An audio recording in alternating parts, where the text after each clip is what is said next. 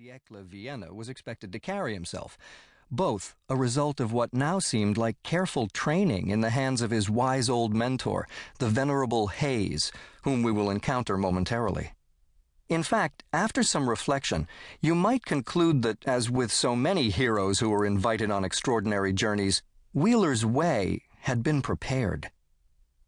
Sometime after his mysterious arrival, in pulling together his initial impressions, Wheeler would detail in his journal his first moments on the Ringstrasse, the broad and magnificent boulevard that encircled the city, as awakening from a great sleep, floating between oblivion and consciousness.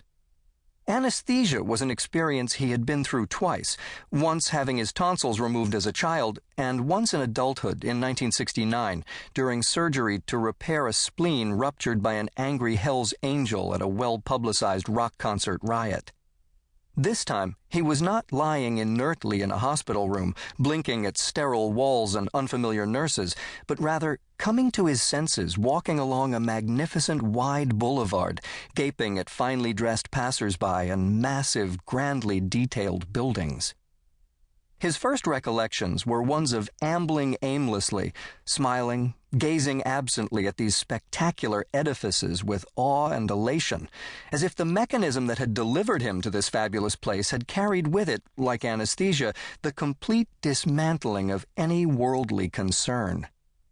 He must have entered, he figured later, somewhere near the Danube Canal and circled half the old city before enough consciousness descended to demand a verification of place and time. Wheeler found himself drawn to a newsstand where he picked up his first newspaper. It was then that he realized there was no other city it could have been, really. All of the impressions that led to this inevitable conclusion were rooted in the Hayes' vivid descriptions of the time and place, preserved in his famous random notes. But of course, Wheeler was at the moment much more concerned with practical matters than he was with the peculiar coincidence of winding up in exactly the time and place that he had heard described so often. First, he had to do something about his clothes. He was staring at the Viennese, predictable given his circumstance, but they were staring back, which, again given his circumstance as a stranger in a strange land, was not good. People staring, you might know, was certainly nothing new to my son. With his long hair and Wild Bill Hickok mustache, Wheeler Burden was on People magazine's 10 most recognizable list 5 years running in the mid-1970s, and, in the words of one of his grammar school teachers, had been something of a spectacle all his life.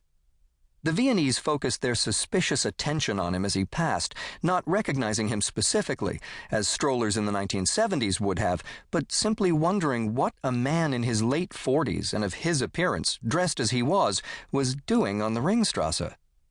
The style of the times and the crisp morning air made being out in shirt sleeves inappropriate, not to mention uncomfortable. This attention was giving him a deep sense of foreboding.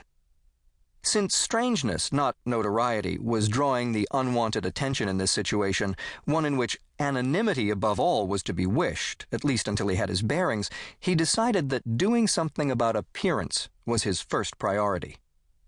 No matter how much a more cautious person, his mother, say, might have advised looking before leaping, he felt he had to act.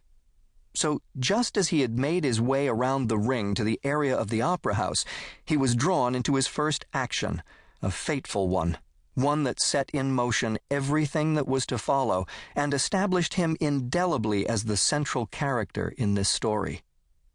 Across from the opera house, near the grand entrance of the Hotel Imperial, Wheeler was stopped by the sight of a small serving man struggling to remove a heavy steamer trunk from a curbside carriage under the unsympathetic supervision of the trunk's owner, a stern and athletic-looking young man in his early 20s.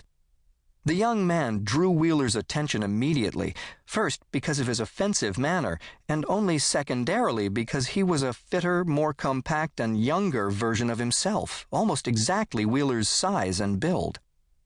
Oblivious to Wheeler's attention, focused singularly on the unloading of his possessions, the young man burst out, "Hurry up, for God's sake! I haven't all day, you know!" His accent was clearly American.